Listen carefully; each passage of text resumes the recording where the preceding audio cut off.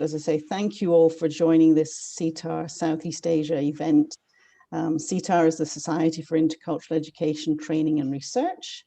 And the Southeast Asia group, we have a very active team, some of whom are here today. We have Greg and Artie and Judith involved in organizing events.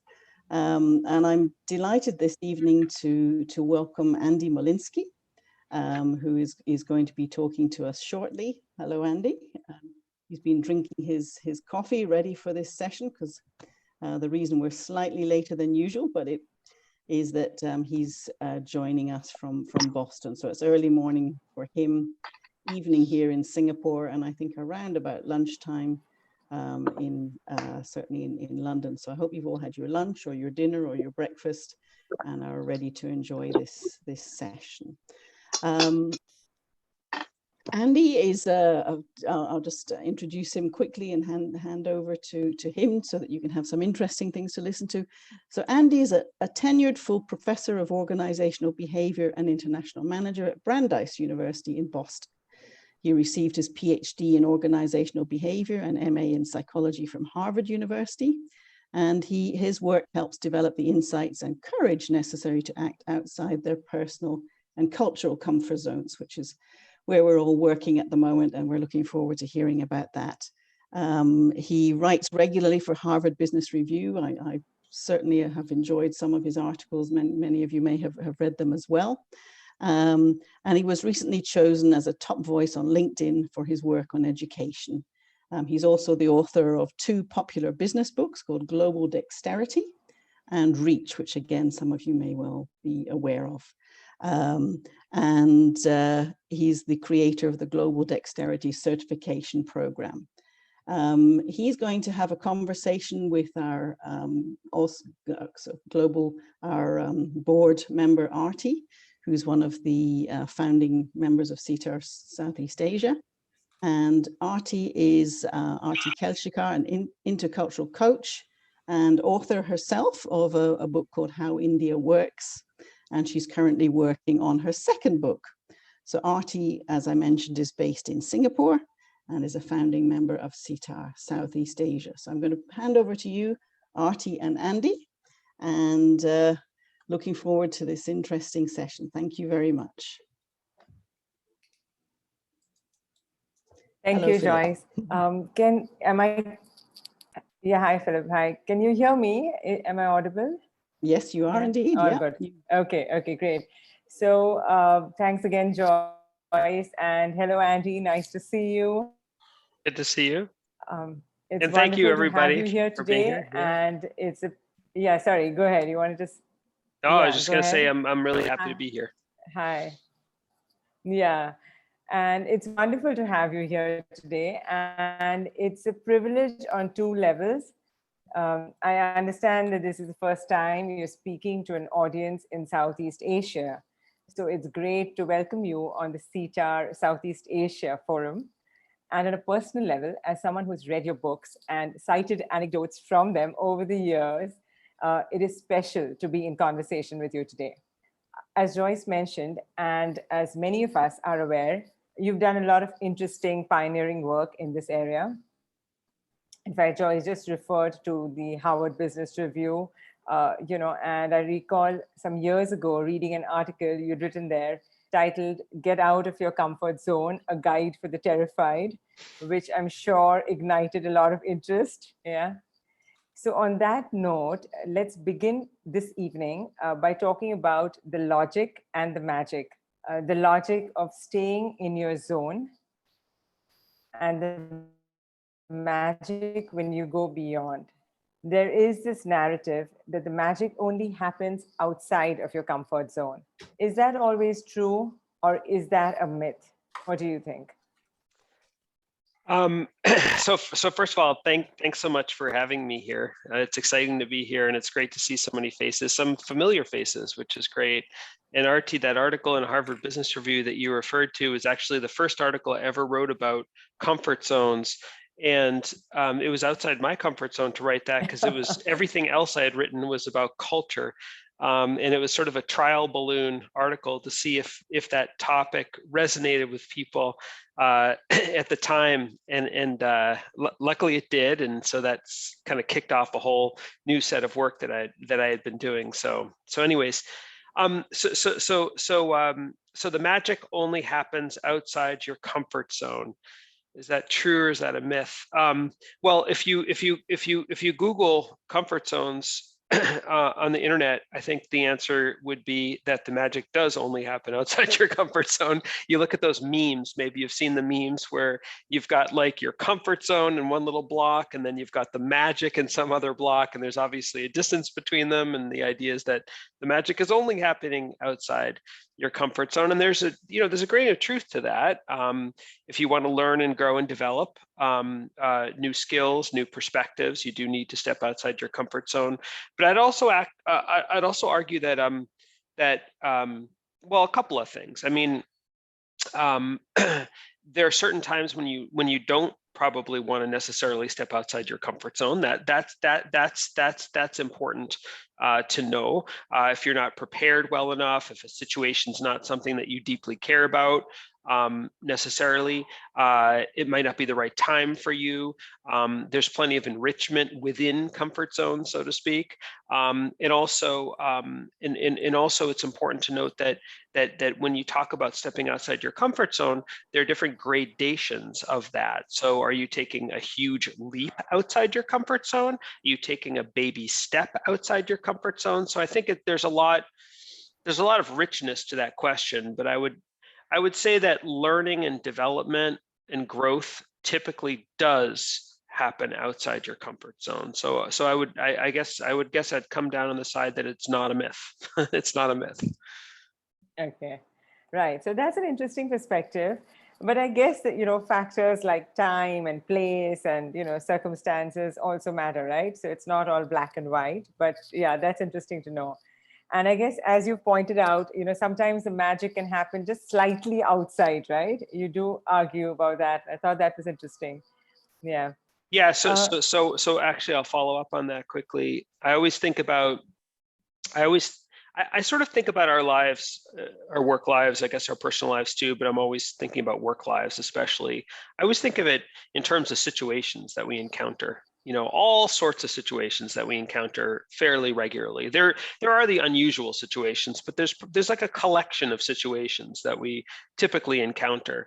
And then I always think about it, I guess I'm a visual person, I always think about it in a couple of different buckets. Like there's the bucket of a true stretch zone bucket. I mean, these are the things that are outside our comfort zones, but are just a little bit outside our comfort zones. And then there's sort of like the very far stretch zone bucket, which some people might even call like the panic or terror zone bucket, where it's so far out that you can't even possibly imagine it. I think sometimes it's possible that there won't be much learning and growth and development if you jump immediately to sort of like the most challenging situation possible, because it might be overwhelming to you. And that does argue for those sort of more scaffolding moments where you can stretch outside your comfort zone to a certain degree, but not so much that it's overwhelming.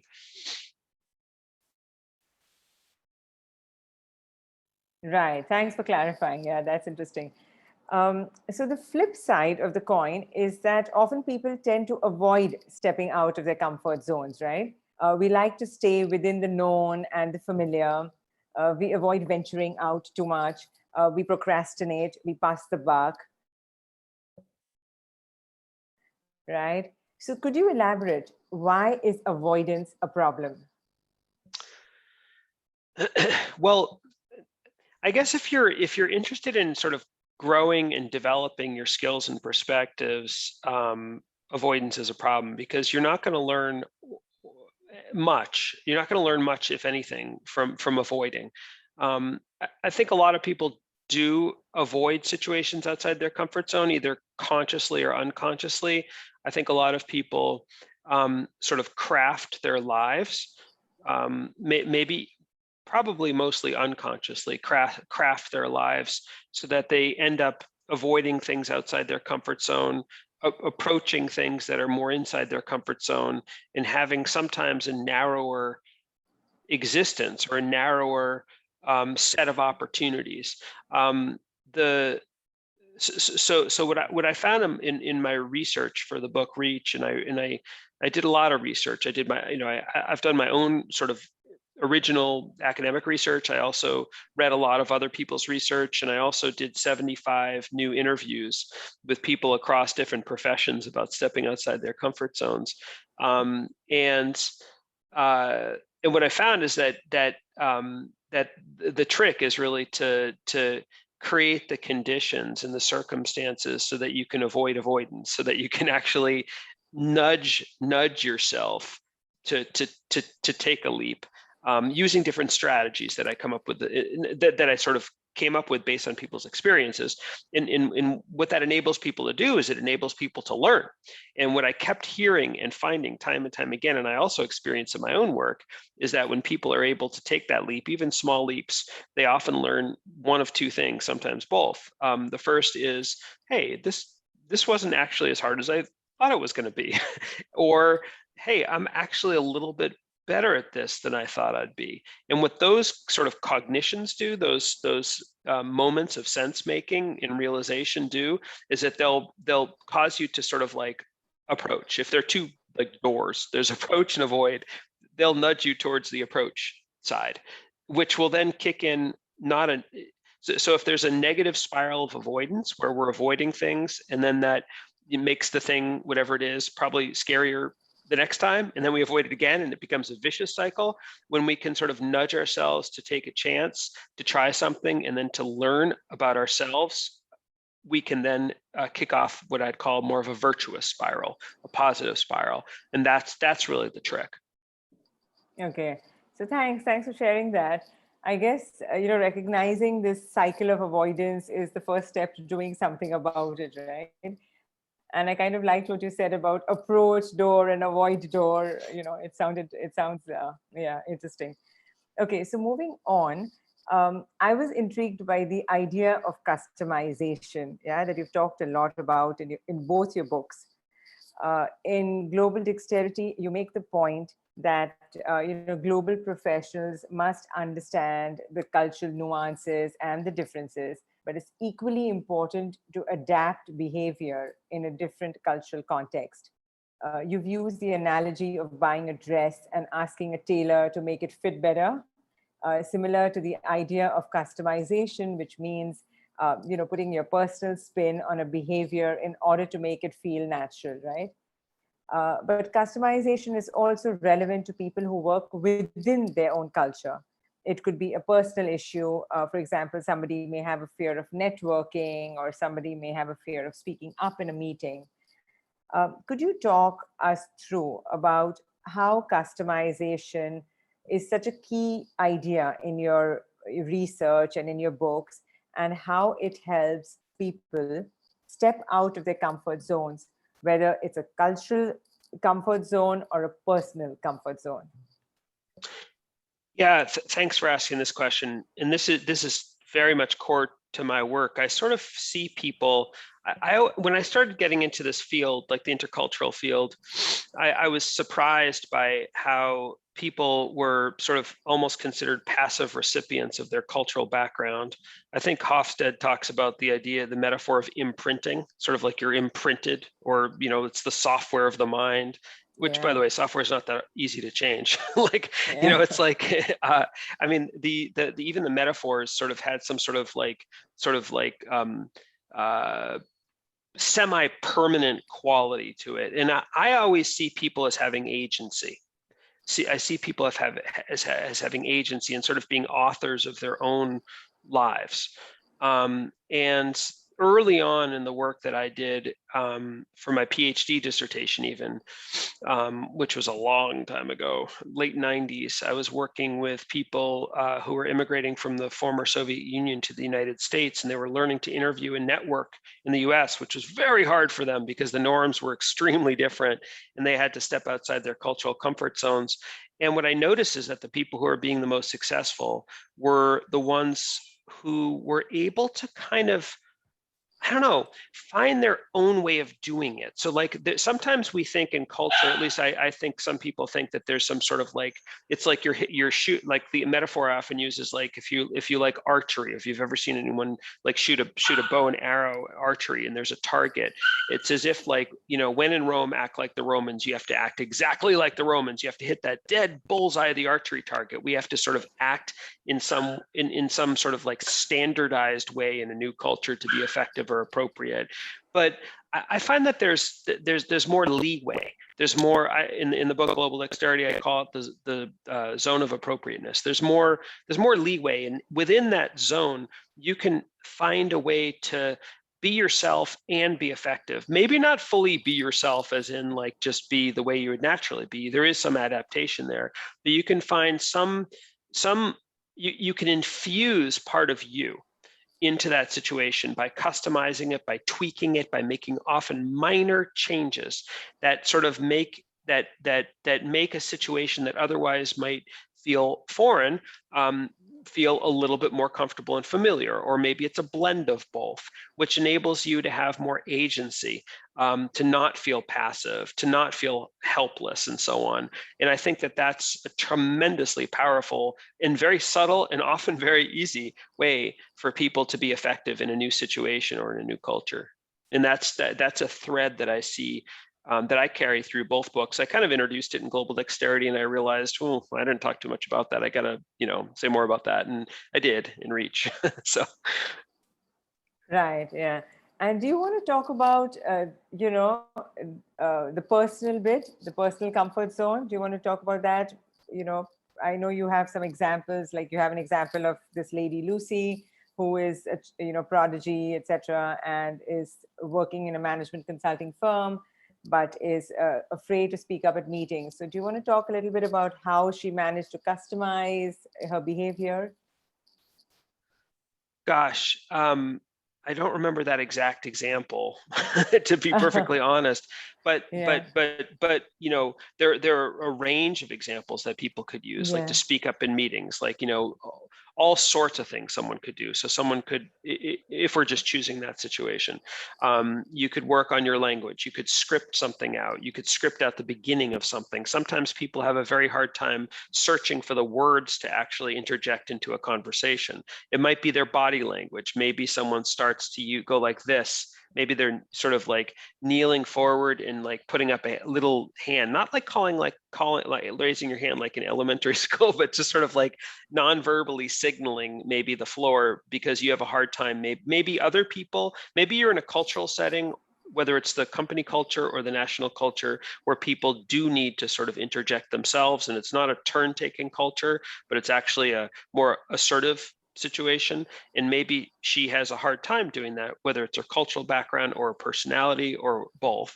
And so she needs to find ways. Maybe they're nonverbal ways. Maybe she scripts something out. Maybe beforehand she has a conversation with colleagues that she knows, to let them know that she has something to say about this. So she might end up getting an assist at the meeting, and someone might sort of maybe ask her and say, hey, what do you think about this? There's an endless amount of things that you could do in any situation to try to customize it for yourself. But that's the idea. And I think it's a mindset. It's a mindset that you are, that you have agency, that you have power, and that you are not stuck. You can find, you can make something your own in some way, in order to be effective, in order to avoid avoidance, in order to put yourself in a situation and maybe even have some success in that situation that's outside your comfort zone. It's sort of an optimistic view. Yeah, no, absolutely. A personal example that I liked a lot was, that of Eric Rivers. I don't know if you recall. Yeah, that's the first story in it's in Global Dexterity, the first story. Yeah. Yes. And I just love it because I've used it in a couple of training programs, and so for the participants, so basically Eric is about, he's an American guy who has a very participative leadership style, and he's collaborative and all of that, and then he comes in to a slightly more authoritarian structure, right, in India. and how he adapts and how he works around that. So I found that interesting. And one of the insights that you mentioned was that he adapts by linking his new behavior to his personal goals and his personal values. And I thought that was very interesting, in the way that he has that conviction. Yeah. Yeah, so conviction is one of the key tools, I think, for helping step outside your comfort zone. It's essentially, it's kind of the wind at your back. So if you are customizing, which is great, and you can find some sort of ways to subtly but meaningfully adapt to situations that it fits a little bit better for you. But still, regardless, you're still acting outside your comfort zone in a foreign situation. I put foreign in quotations because it could be in your own native country, even a foreign situation, and so on. And so what is going to sort of give you that push, that nudge to actually persist, even when you're feeling some emotions that might otherwise cause you to avoid? And conviction is really important. Your sense of why this matters, why it really matters for you to step outside your comfort zone in this situation. And oftentimes we have sort of an immediate answer to that question, because I have to do my job, or something like some sort of like surface level answer. But if you can dig a little deeper and discover a source or multiple sources of motivation that sort of connect to deeper values that you really care about, that can be quite powerful. And I'll give you a quick example, not a cultural example, but sort of a personal example, stepping outside my comfort zone. I've always felt that for me, one of the greatest sources of motivation at this point in my life, at least, is being a role model for my kids. I have a 15-year-old now, which is hard to believe, by the way, 15-year-old and a 16-year-old. A 15-year-old, actually he's almost 15, son, and a 16-year-old daughter. And I'm always trying to get them to step outside their comfort zone, not in a crazy way, but like, I don't know, when my son was a little shy, and when he was, an example might be to encourage him to try an activity where he doesn't know anyone. I mean, for a kid that age, that's a good example of stepping outside his comfort zone. If I can sort of get a sense that that's a stretch situation for him and not like a panic situation. So if part of my parenting strategy with my wife is to do that, I often take a look at myself and I'm like, wait, am I like talking the talk? Am I living up to the way that I'm trying to encourage him? And then I see myself maybe sort of subtly, and maybe I'm rationalizing it to myself. Oh no, I'm not avoiding, I'm doing this or that. But then if I'm being really true to myself, I'll probably say, yeah, I might be avoiding there. So that ends up actually being a super powerful, I don't want to say tool, because a tool sounds almost instrumental and superficial. It's a source of motivation, a true, honest, authentic source of motivation for me. And that's what conviction is. And that's what it is for me. It can be completely different for you. And I think that's very powerful to discover what that is and to really use that as sort of the wind at your back. Yeah, no, that sounds, that makes a lot of sense. Yeah, and thanks for sharing that. So speaking of strategies, if I asked you, what are 2 or 3 strategies or baby steps that, the audience today, people can work on, in general, in order to begin reaching outside their comfort zone, what would be a couple of things that you would say? I guess one interesting exercise is to think about some situations I guess if we're talking professional situations for now, situations in your professional life, and see if you can put them into a couple of different buckets. These situations are in my comfort zone. These situations are in my stretch zone. In other words, they're not in my comfort zone, but they're also not in my panic or terror zone.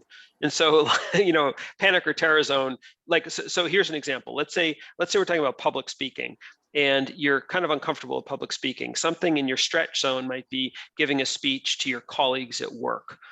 That could be a stretch zone situation because it's difficult for you, but it's not giving a TED talk to 5,000 people or something. That might be a panic zone situation for you. And I think one little baby step would be to start to imagine and think about different situations in your life and where they might be in those different quadrants. Also, another useful little trick, because I think that can start to get you to think about where, sort of like a GPS for where you might want to start thinking about stepping outside your comfort zone.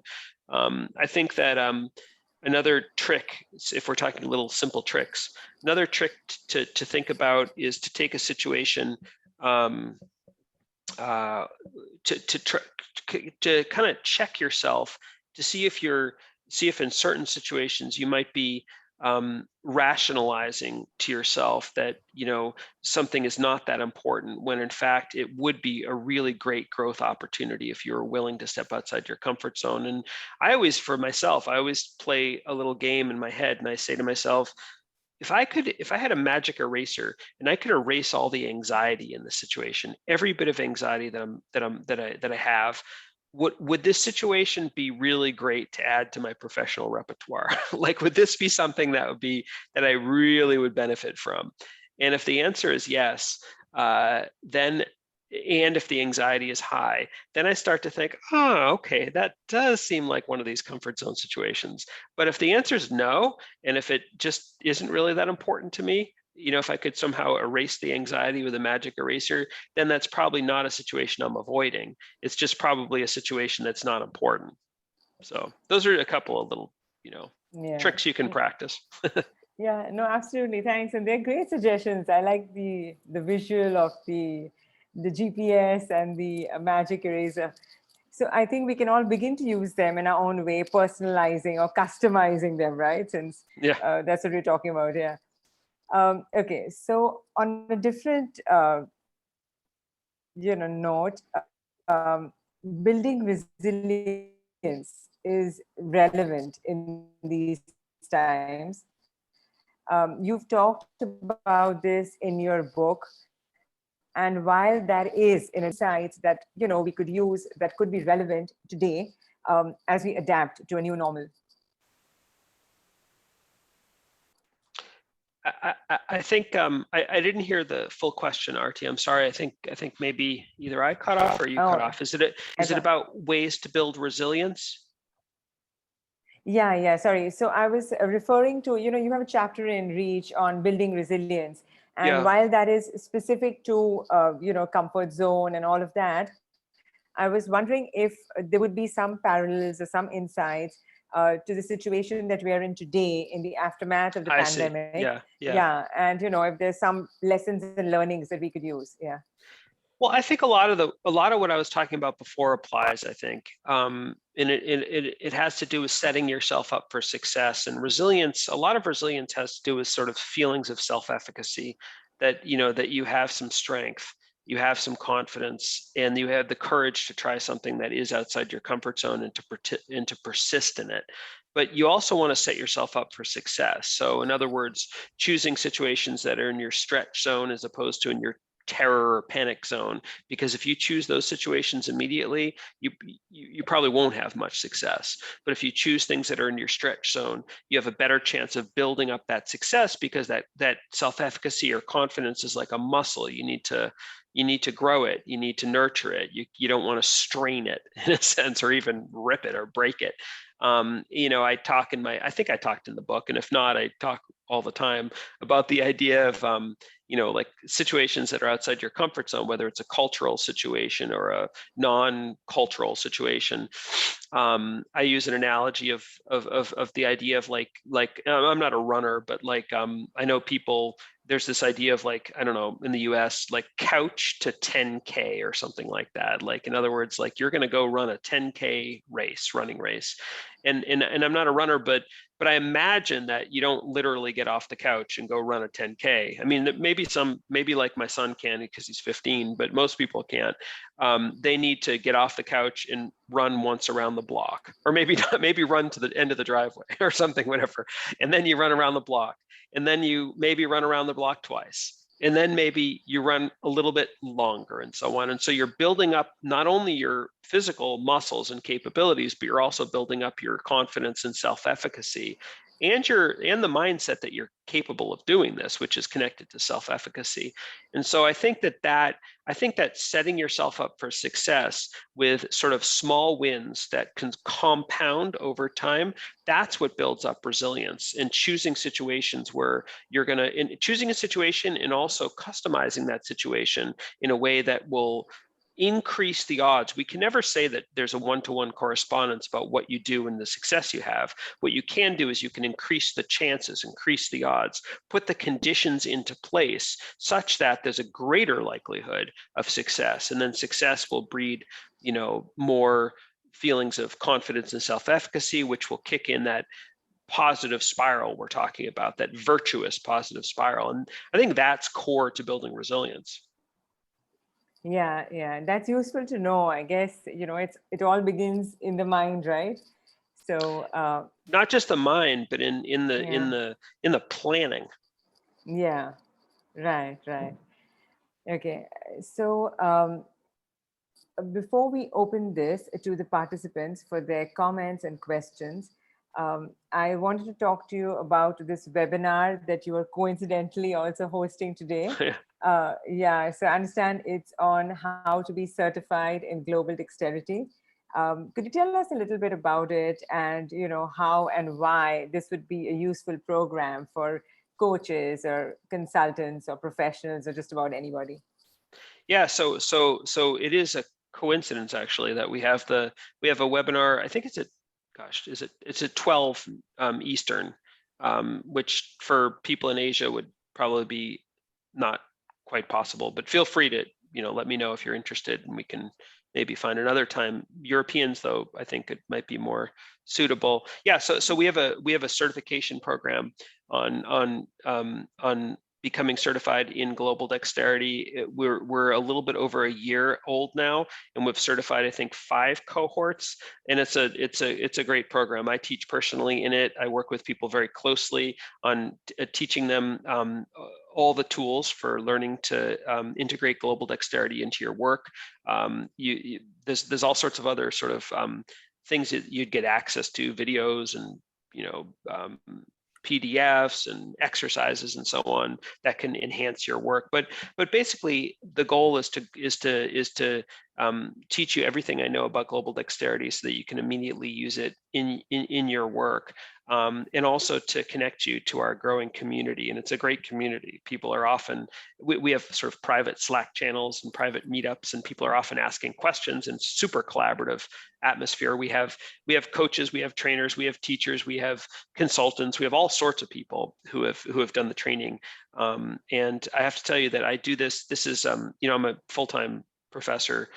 This is my sort of side gig, and I don't need to do it, but I love doing it. So if anyone has any interest and wants to learn more, join us. Actually, is there a link that we could pop in the chat? Maybe, I don't know.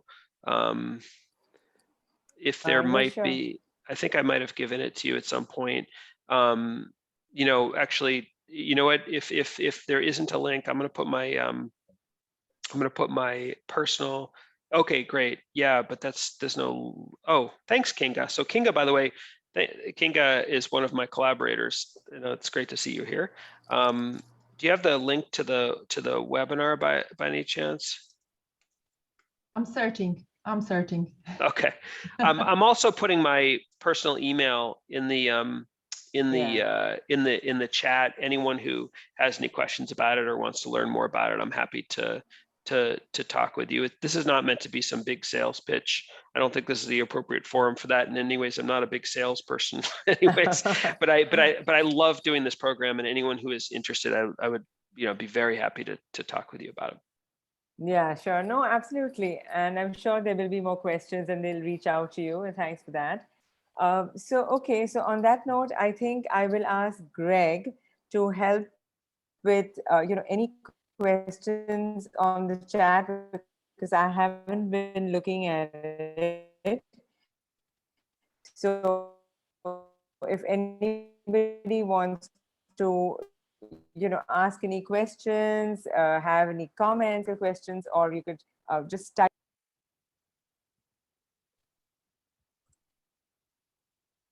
Artie? Yeah, hi, Greg. Okay, now it works. Okay.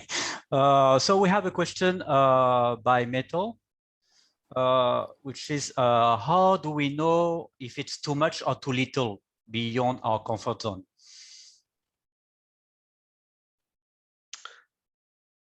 Andy? Yeah. Yeah, okay. So do you want to elaborate on that, Maytal? Can you unmute?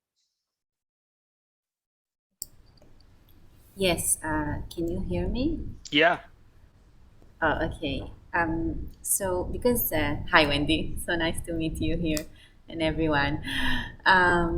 You mentioned about the stretch zone and the panic zone and all that. So if you want to do something, how can you evaluate whether the thing that you want to do is is better not to do because it's too much, or it's maybe too little for you to grow? What are the signs for you to know whether you are on the right direction? Yeah, it's a really good question. I don't know if I'm going to have a great answer, but I'll try. So, I mean, comfort zone, obviously comfort zone's a metaphor, right? there's no, I mean, it's a metaphor. And I think what it's getting at is it's getting at anxiety. And I mean, this is sort of an epistemological discussion, but anxiety also could be seen. I mean, it's a concept. I mean, if you go even deeper, it's sort of biological, and you're getting into biochemistry and so on. But like, let's talk at the level of anxiety. And by the way, the anxiety can be enhanced by, exacerbated by feelings of embarrassment or shame or frustrate, whatever it is. Like, there could be multiple sort of like more subjective emotions that feed into the anxiety, but it's about anxiety. And there's a sort of a U-curve approach towards anxiety, that when you have very little anxiety, you're probably not going to be very effective. When you have way too much anxiety, sort of like a parabola, when you have way too much anxiety, you're not going to be effective. Like when you have too little anxiety, you won't be motivated. When you have too much anxiety, it'll be overwhelming. And so your motivation will be to self-protect. In other words, leave, as opposed to persist in the activity. And then there's some sort of quote unquote optimal level of anxiety, which is at the height of the parabola, right? Do you get what I'm saying? So I think it's, but the answer to your question is really a subjective interpretation of all that by an individual in a particular situation, right? Potentially in collaboration with a coach or a trainer, but that's what it's about. So I think ultimately it's a subjective perception of that, is my sense. But that's my impression. Yeah. Does that get Thank your you. question? It does. It does, Yeah. actually, because it's the fact that it's subjective. It means that you have to listen to yourself and be aware what's going on. If you are going to faint, for example, then maybe it's a sign that it was a little bit too far for you at that point of time. But if you just feel like excited or a little bit nervous, then maybe it's okay. It's good that you are doing that. But if you lose it completely, then maybe it was not the time to do it. And it's tricky, because some people might worry that they're going to faint and use that as an excuse to avoid something, when the reality is that they're sort of the reality is that the anticipated emotions are interfering with their cognition, with their sort of logical interpretation of the likelihood of something actually happening, right? So emotions can be like waves in an ocean, and if we're the boat, They can sort of cause us to, like, fixate and worry on the worst case situation, even though the worst case situation is infinitesimally small in terms of likelihood. Or the anxiety can also cause us to fixate on the best case scenario. In other words, I will only give a talk, I'm only going to give a talk if I'm the best TED talker in the world or something, and then feel like a failure and so on. And so what's critical, and I talk about in the book Reach, is to somehow work your way towards finding an equilibrium. I call it clarity, having some perspective, so that you're not fixating on the worst case, which might be incredibly unlikely, or fixating on the best case, but that you're sort of in that middle ground that most of us truly live in, and you're normalizing the situation. And so in your case, yeah, of course I could faint while I'm giving a speech, but what's the chances of that? It's pretty small. But I think the much more important thing is for me to actually give it a shot and try it, because I might actually discover that I'm not as scared about this as I thought I'd be once I step on stage, and I might be a little bit better than I thought I was. I probably won't be the best TED talker ever, but then again, who needs to be? I'm learning, right? That's part of developing resilience as well, is having a learning mindset as opposed to exclusively a performance mindset. If you're familiar with the work by Carol Dweck, who's a psychologist from Stanford, and she's she did the original research that's been popularized in terms of the idea of a learning mindset. Sometimes, by the way, a learning mindset's easier said than done. You can say you should have a learning mindset, and sometimes it's hard to have one, but that can be a goal. In other words, with a learning mindset, failure, quote unquote, if you don't act, if the results aren't what you had hoped they would be, from a learning perspective, that's data for improvement. From a performance perspective, that's evidence that you're a failure. Do you see the difference? Like if you have a performing mindset or a truly performance mindset, and your outcomes are not in line with your expectations, you might think of yourself as a failure. And some of us might act that way, and that gets to how we were raised and so on. And versus a learning mindset, a true learning mindset, you're like, oh, okay, that's great data for me to improve. It's less ego threatening, but not all of us can get there, and I certainly I struggle with that myself. Thank you, Andy. And we had the sharing by Philip, who was saying that it's important to be in the flow of life, and that being in the flow of life, it means being in a comfort zone and being authentic. Maybe Philip, do you want to share more about your idea? Yeah. So thank you. Let's be real. Obviously, you're absolutely right, Andy, and thank you for your work. I know a little bit of your work. I think it's a great contribution. I think we can sometimes get over focused on you've got to be out of your comfort zone.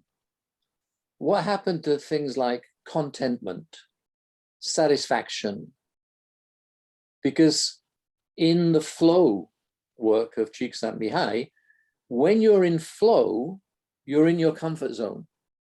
And so there's something about getting out of your comfort zone, that's where true learning happens, is actually influenced by a Christian bias, striving to be better Protestant ethic. And I think there's something about being your authentic self. At that moment, you're actually in your true comfort zone.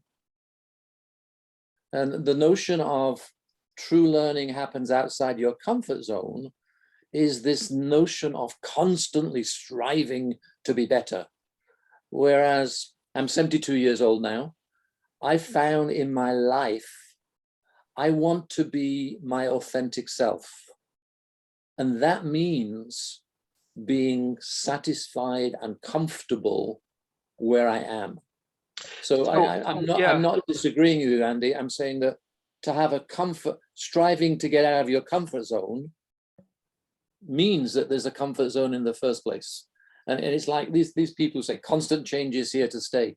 One of the worst statements any consultant ever made, because actually we need places where things don't change, because that's where we get satisfaction from. You get where I'm coming from, Andy? Completely. I'm not disagreeing with you. But No. I agree with you. I just popped in the chat an article I wrote a couple of years ago in Harvard Business Review about when to stay inside your comfort zone. So I popped it right in the chat. I totally agree with you. I would agree with you. And you know, I don't believe we should constantly maniacally step outside our comfort zone. I think it's a question of picking and choosing. You know, the circumstances where we might want to step outside our comfort zone, and the other circumstances where we're quite content to be in our comfort zones. And I think our lives are just like we have financial portfolios of stocks and bonds and so on, and there's a lot of diversity in there. I think our situations in our lives also have diversity. There's a bunch of situations where we're fully in our comfort zone, and that's wonderful. Those are some of the most pleasurable situations. And then there's some other situations where we are stretching and learning and growing and so on, and that those constellations of situations might change over time. I'll say just one last thing. The work that you referred to by Csikszentmihalyi, the flow work, my understanding, I haven't read it for a long time. I read it in graduate school, but my understanding of it was that you're actually, he actually does argue that you need to be in a stretch situation to be in flow, because if you're not in a stretch situation, then you'll be, in other words, if you're in a situation that's too easy for you, then you're not in flow, actually, that you need, he does argue right, that. Yeah, you're right, Andy. I guess I'm meaning more, I think, and this is just me, this is just Phil Mary in Singapore. I think that actually, I'm not just talking about being in your comfort zone, in the pleasure zone. What if the true, authentic goal of your life is to be in the comfort zone? Because when you're in the comfort zone, that's when you're truly, this is me, this is who I am. And I'm kind of reminded, in a sense, you know, I'm sure you know the great writer, T.S. Eliot, who basically said, and I love this thing, I go back to it all the time, we shall not cease from exploration, and the end of all our exploring will be to arrive where we started and know the place for the first time. And that is about when we are truly ourselves, we actually are in maximum comfort zone. This is me. This is the true me. And I'm not striving to be outside my comfort zone, because my comfort zone is actually truly who I am. If I may. Go ahead.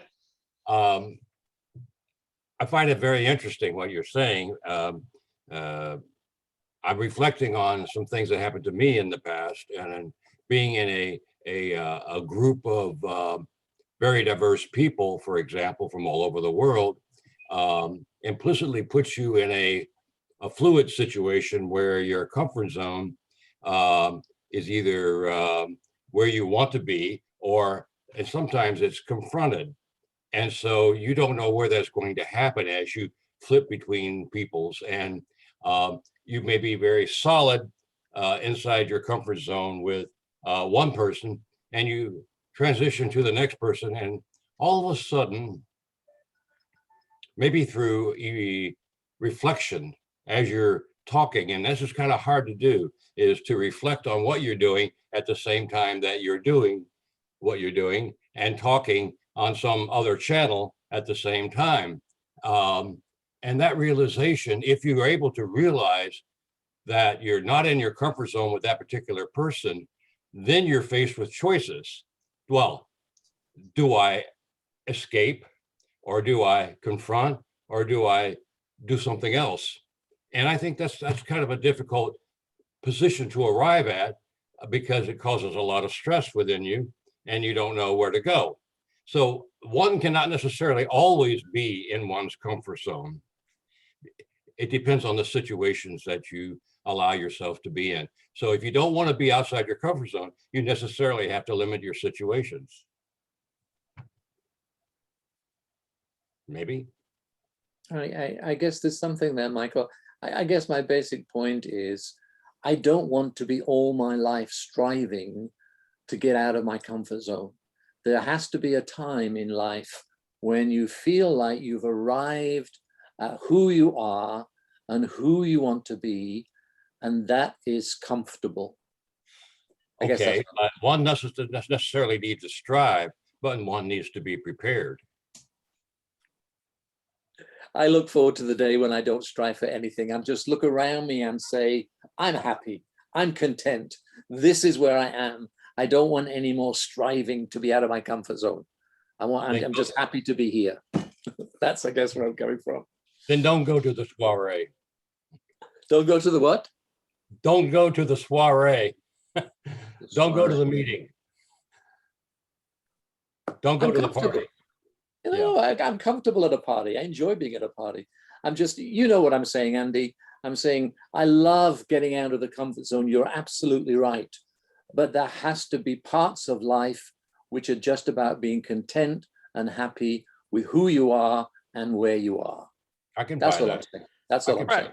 And I would agree with you. I mean, I think it all goes, ultimately it goes back to your goals, you know, what your goals are. And a lot of the work that I do has to do with people who have goals to be, to either develop in their profession or be more effective and increase their skill set and so on and so forth. People who are in that striving, you know, phase, let's say, of life and development. Whereas if you sort of step way back and you think about how you'd like to live your life and sort of the philosophy of, you know, contentment and so on, you might have a different perspective on it. So, you know, I see what you're saying, and I don't disagree. I personally don't live in the way that I feel like I need to constantly be outside my comfort zone, though occasionally I do because I have certain goals. But I also do believe that to grow and learn and stretch and develop, at least I personally am occasionally finding myself having to step outside my comfort zone. And it doesn't always feel good, but I try to apply my own work to it. I guess I'm saying, Andy, sorry to take up so much time, Artie. I guess I'm saying that to have goals in your life doesn't mean you can't be content. So my goal is to find contentment, but I don't feel I don't feel I've got to get out of my comfort zone. And Andy, look, please, I'm with you. We teach and we help people to grow and develop, and very often that means facing your fears and getting outside your comfort zone. All I'm just saying is there is another piece as well that says life is also about being content where you are and with who you are, and you don't need to be outside a comfort zone to do that. That's all I'm saying. Sorry, I've taken too much time, Artie. That raises an interesting question about age. And I'm sorry, I don't want to pick on you because I'm older than you, by the way. But the point is, is that as we age, Andy, what have you read, done, thought about in terms of comfort zones? Do the aged seek release from comfort zones, or do they want to focus on being comfortable all the time? I mean, great question. I honestly don't know. I mean, I could speculate, but I don't have any data to tell you. You know, I really don't have any information or data to answer that question. You know, it's you know, I'm reminded actually as I was starting to formulate an answer, I was, you know, I'll share with you, it was inside my head. I was thinking, yeah, maybe as you get older, you sort of nestle into your comfort zone and you're comfortable with what you're comfortable with and so on. And then I was reflecting as you were talking about, there's a woman who invited me on to a webinar maybe a couple months ago, and she is one of the heads of this movement towards what does she call them? Seniorpreneurs. Like you've got solopreneurs, and she's a seniorpreneur. And I think she's over 60 or over 70 or something, starting businesses. And there's this movement towards people who are becoming entrepreneurs later in life. And she's like, she sought me out because she's like, I'm constantly outside my comfort zone. I want to be outside my like. So and she's like, so I don't know. You know, I don't know the answer. as a social scientist, I'm always, hesitant to sort of just speculate. I want to, I'd want to look at the data, but ultimately it doesn't really matter what the trends are anyways. It's about what you do, right? And what's important for you. So.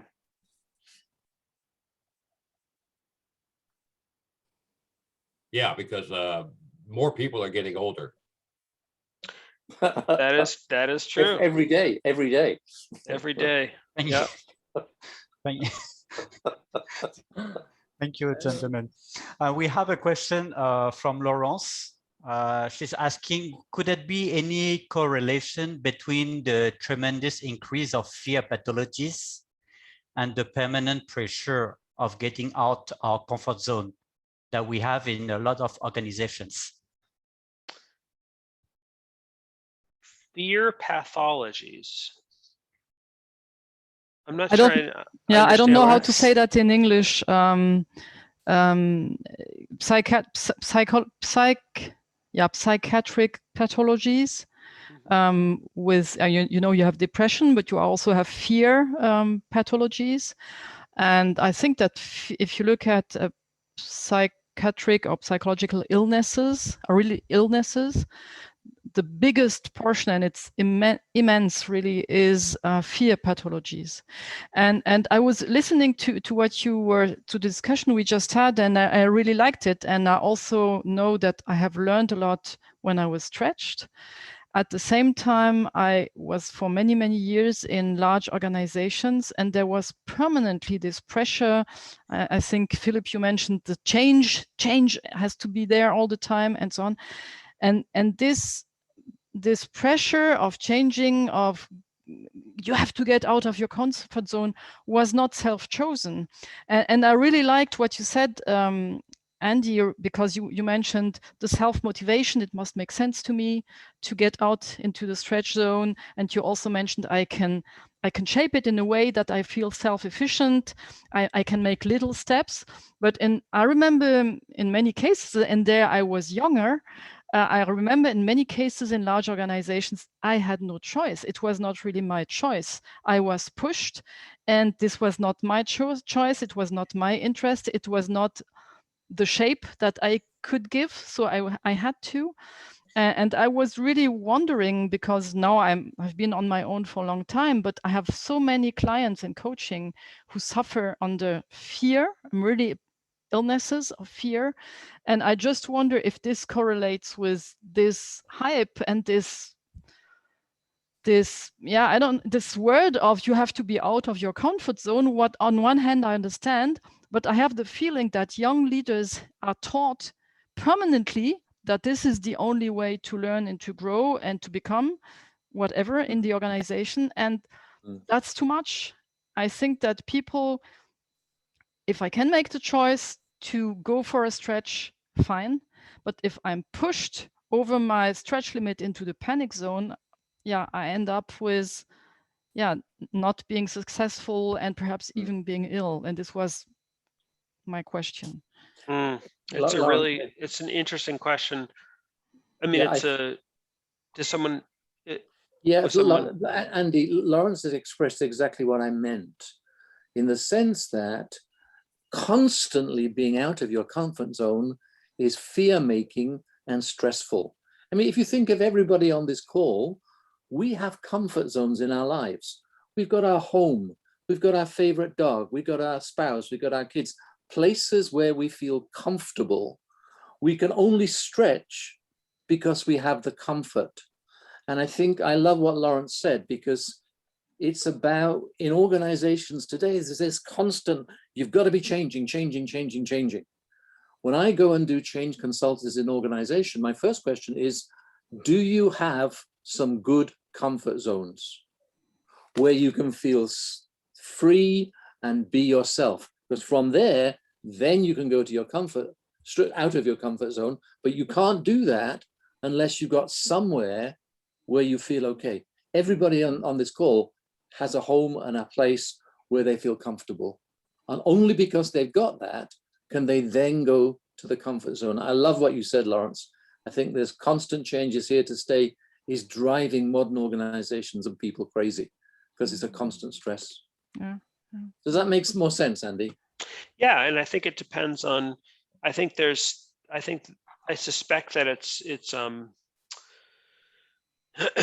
it's not something universal, but it's something that could be country specific, region specific, industry specific, company specific, because you mentioned organizations. I work for an organization, I work for a university, and we don't have this maniac need to change. Yeah, I mean companies. I mean, right? No, I know, but I know what you companies. mean. But then even companies, like they're companies that are sort of in the sort of high growth sector. They're companies that are much more established.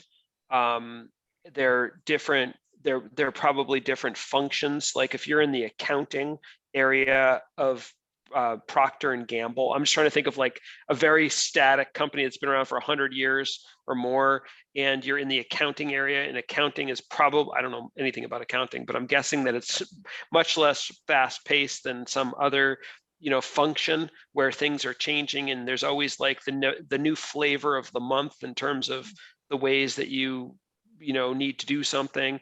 It might be different by different company and different culture, but yeah, I know what you mean, that a lot of companies that I'm familiar with are obsessed with like the trend of the month, the trend of the year. Like we're doing change management, we're doing we're doing this, we're doing that, and furthermore, other companies in our field are doing that, so we need to copy that because we need to do that as well. And there's some sort of like sense of FOMO, I guess, which drives action and forces people outside their comfort zone, and people might have little power to do otherwise because they're an employee and they just have to do what they have to do. I see what you're saying. Well, I hate to bring this discussion to a close, but we are running out of time, and I just wondered whether there are any last questions for Andy that anyone would like to ask. We were getting into some very interesting points, which I think we can further discuss and at greater length. Anybody else want to ask anything? I'll just say one thing, Joyce, that when you talk about, I think part of the reason that we're veering into different directions, which is actually very interesting, is that the notion of a comfort zone, as I said before, is a metaphor.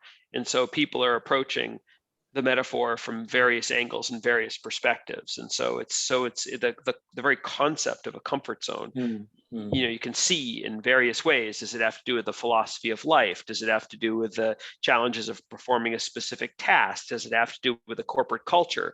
And you can sort of fit it into all those areas. And that's sort of one of the challenges of sort of a concept like that, but it's also one of the interesting aspects because it does have a lot of universality of interest, I guess.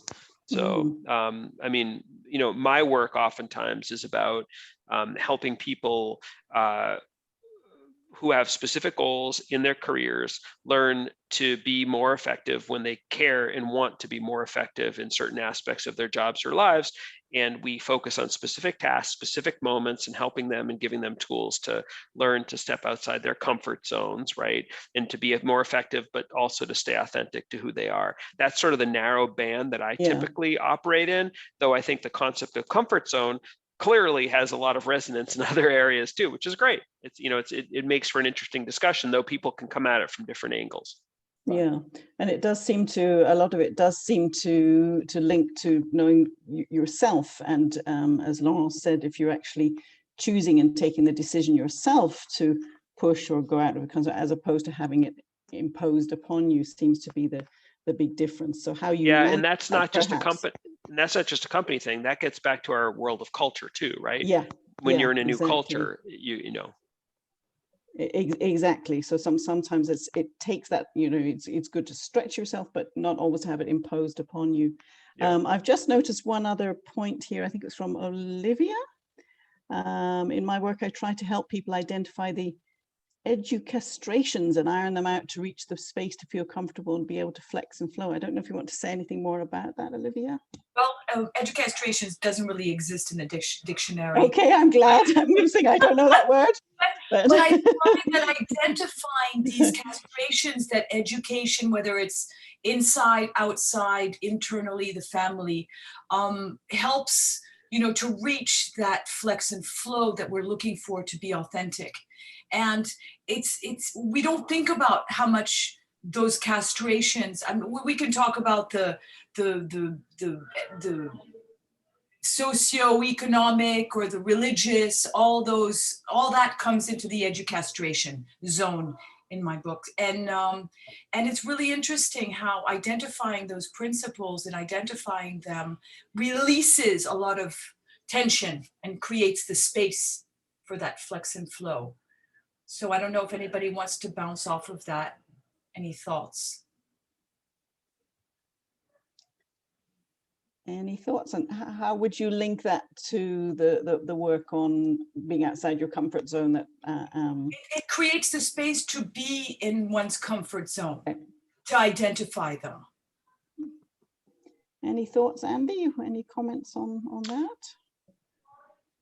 Sounds intriguing. I'd need to know more to really understand it and have a discussion about it. But it's great that this topic is something that resonates in various ways with various people, and seems to be important in their work. But I too had never heard of that term, but would be interested to learn more. So that's what I could say. And Olivia, I like your background. Is that a real background or a Zoom Yes, background? it is. So background. That's cool. I like it. Very good. And Kinga's made a point, knowing yourself is very important for having solid self-esteem, which I think is again something that really you've touched on and mentioned strongly within the work that you do. It's really about yourself and knowing yourself, and Philip as well, with what is your own comfort zone, and whether you want to actually be in your comfort zone or whether you're. And what I found really helpful, Andy, I really appreciate your openness to discuss this, Andy, and you really helped when you said I'm in a narrow zone, and I see it from that perspective. 100% agree with you. When you're looking at skill development, career development, getting out of your comfort zone is exactly right. And you really helped when you said, but it depends on the lens with which you look at the phrase. So yeah. Thank you so much, Andy. That was really helpful. Thank you. Yeah, no, of course. And I think for all of us, I think most of us are in the business of helping others live a more fulfilling, effective life. And so part of the trick of being someone who writes books, writes articles, coaches, trains, teaches, is to find a way to make these concepts understandable, applicable, and usable. And so I always strive to do that in my work. And it's sometimes a challenge because you could go incredibly complex, but then you lose the practicality. And so where's that sweet spot where it's where you're capturing enough or most of it so that it's true to the concept, but at the same time it's super practical and super easy to use and implement. And I'm always, you can tell that I speak oftentimes in images and metaphors and so on. And I think that those are important because those are that's what can make ideas implementable and usable for people. And so it sounds like a lot of you do that in your work as well, which is great. And so I think that's what we're all striving for. And for full disclosure, Andy, I've just sent to my publisher today my book on synchronicity, which is based on my PhD. So I'm coming from a focus on synchronicity is where things turn up without you doing anything. So full disclosure, that's my bias too. So we all have our sort of biases, right? Our biases. We all have our own personal mindsets. backgrounds. Yeah, exactly. Or our So that's where I'm coming from. That's I'm interesting. coming from things turn up in your life and you don't do anything, and maybe they're the most important things. Interesting. You mentioned the cultural aspects and the cultural effects of, maybe pressures from different cultures, and how does that play out in your experience, Andy, as far as the idea of being in your comfort zone or pushing yourself out of your comfort zone? I don't know if you have any thoughts on that, or if anyone else has any thoughts. Well, I mean, I have if I understand your question, their cultures. Michelle Gelfand, I don't know if you know who she is. She's a psychologist from US. I think she switched universities. I forget where she is now, Maryland maybe. She's talked about loose and tight cultures at the level of a culture. So in other words, there's certain cultures that would be more restrictive in terms of behavior versus others that might be looser. I'm guessing, I haven't read the work in a while, but I'm guessing Singapore is an example of a tighter culture. US would probably be an example of a looser culture. That's at the national level. But then, of course, you can think about situations. I'll reveal my bias. I always think in terms of situations, because I think situations are how we experience our lives. That's why I never operate at the level of a national culture. It's way too amorphous for me. Like, I think about situations. So you can also think about situations in terms of tighter or looser situations. In psychology, we talk about strong situations versus weak situations. A strong situation would be an example of, like, maybe, I don't know, like a Japanese tea ceremony. Never been to one, but I suspect that there are very specific standards for how you need to act. And so there's very little leeway, right? Versus a loose situation might be, I don't know, meeting a colleague in the office, in the hallway, and having a conversation, very open in terms of I mean, there are certain things you can't do. You can't, I mean, that would be counter normative. Like if you stood there and started dancing and singing, that would be outside the zone of appropriateness for that situation. But that zone of appropriateness is very wide in that situation. And so I think different situations, different countries, and also different companies too, have certain more or less restrictive standards. So I think that you need to think about it in terms of I like to think about it at the level of a situation. So what are all the forces that are impinging on the situation? You've got the country, you've got the region, you've got the industry, you've got the company. You also have the background of the person that you're interacting with. If someone has higher power than you do, much higher power, you have less leeway in terms of how you act, right? So all these forces are going to impact your experience of the extent to which you have, the freedom that you might have in a particular situation. So that's how I think about it. Yeah, makes sense. Thank you for that, Andy. And I'm going to hand back to Artie now, and just I wanted to say a huge thank you to Andy for, as I say, for getting up early in the morning and giving us his time and sharing his wisdom with us. And it was really interesting to hear that. Thank you also, Artie, for hosting and having the conversation with Andy. But of course, thank you to everybody for attending and having such a deep and interesting discussion. I think we all had lots to say and lots to think, and that's really what's so nice about these SIETAR sessions, that you have people coming from different angles and different perspectives, and that sharing and conversation and discussion, which I think provokes insights and better understanding. So thank you very much for that. I hope you can all join us again. We have 2 more sessions coming up in July and August. So our next session is on July the 21st, and that is going to be an interesting session.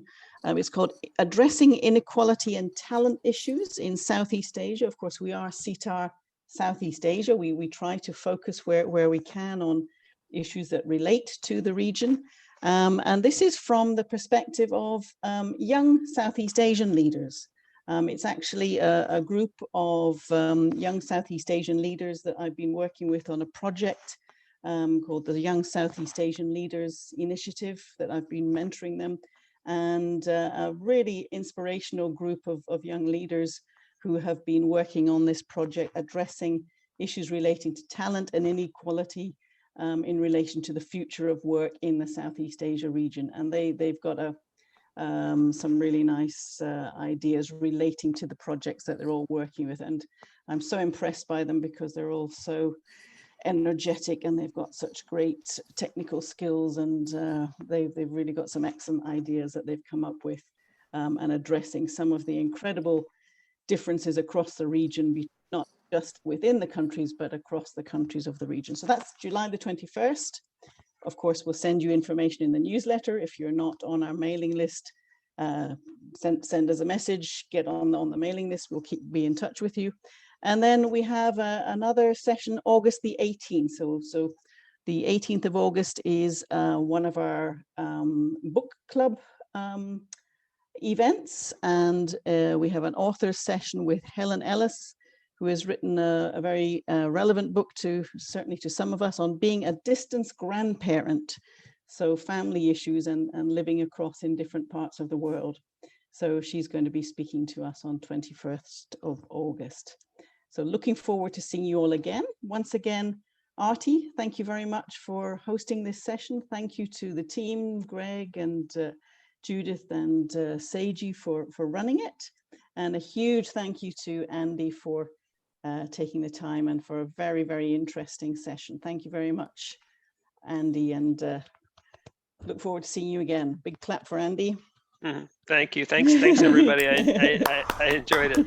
Thanks for coming. Thank you.